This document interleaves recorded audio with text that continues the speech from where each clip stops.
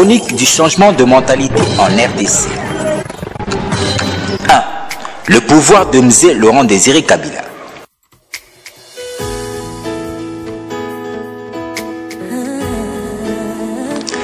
Après avoir réussi la lutte de la libération sur le régime dictatorial de Mobutu, le soldat du peuple, Mzee Kabila, avait compris que la libération physique à elle seule ne suffisait pas.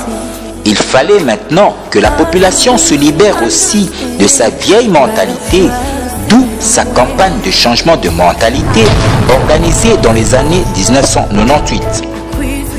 Une vaste campagne de sensibilisation, d'éducation civique, de propagande idéologique et à la nouvelle citoyenneté furent amorcées dans toute l'étendue du territoire national.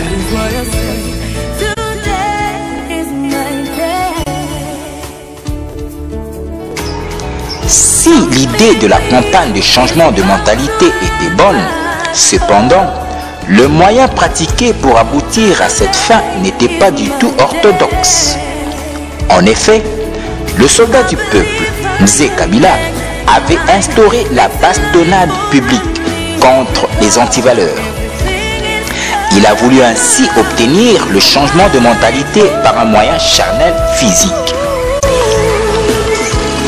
Si la libération physique face à la dictature avait été une réussite totale, néanmoins, la campagne de changement de mentalité relevait d'un tout autre registre et d'une dimension plus spirituelle. N'ayant pas compris que sa mission n'était que physique et que le changement de mentalité de la population congolaise relevait du domaine spirituel, car de par sa définition, la mentalité est définie comme suit. C'est un ensemble de croyances et habitudes d'esprit qui informent et commandent la pensée d'une collectivité et qui sont propres à chaque membre de cette collectivité. Mzee Kabila avait manqué de passer le relais à l'église Corps de Christ pour parvenir à la réussite de sa campagne de changement de mentalité. Un combat qui relève du domaine spirituel ne peut être l'apanage du pouvoir séculier, mais plutôt du pouvoir ecclésiastique.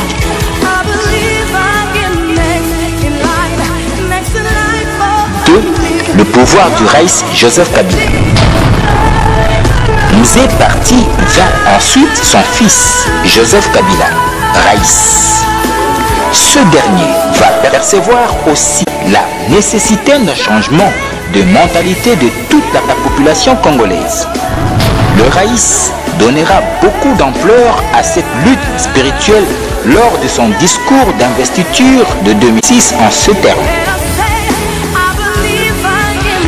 Nous devons passer par un exorcisme collectif, par une révolution de mentalité.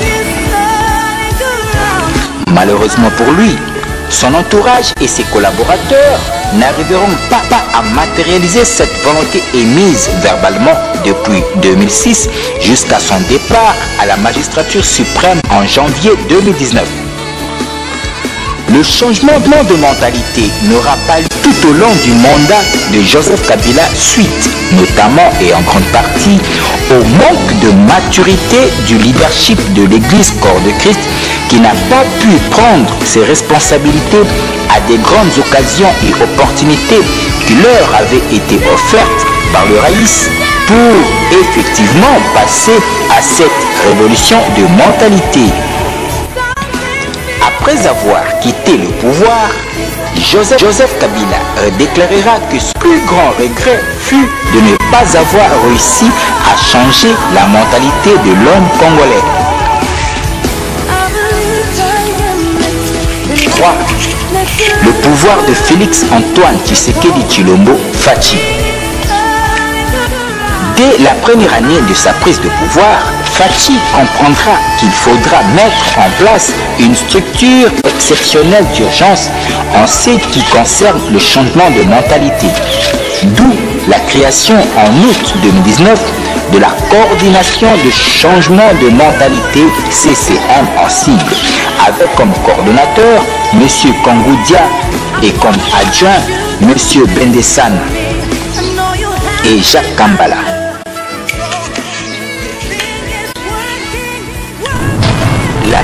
CCM est un service spécialisé de la présidence de la République mis en place par l'ordonnance numéro 19/067 du 25 juillet 2019. La CCM a pour mission, entre autres, la sensibilisation, la prévention et la lutte contre toutes sortes d'antivaleurs. À travers une nouvelle pédagogie de prise de conscience, la CCM fédère les associations et les ONG pour mener des actions de vulgarisation sur la nouvelle citoyenneté et valorise les réalisations des citoyens modèles au sein de la société. La CCM est composée de deux organes, la coordination et la commission technique. Ses membres sont nommés par ordonnance le août 2019. Il s'agit de M. Jacques Kangoudia, M. Justin Bandasana et M. Jacques Kambala Chilombo, respectivement coordonnant et coordonnateur adjoint. La CCM, elle est créée dans le cadre de la lutte contre la corruption et est chargée d'assurer la prévention de la sensibilisation et la lutte contre toutes sortes d'antivaleurs. Chronique du changement de mentalité en RDC.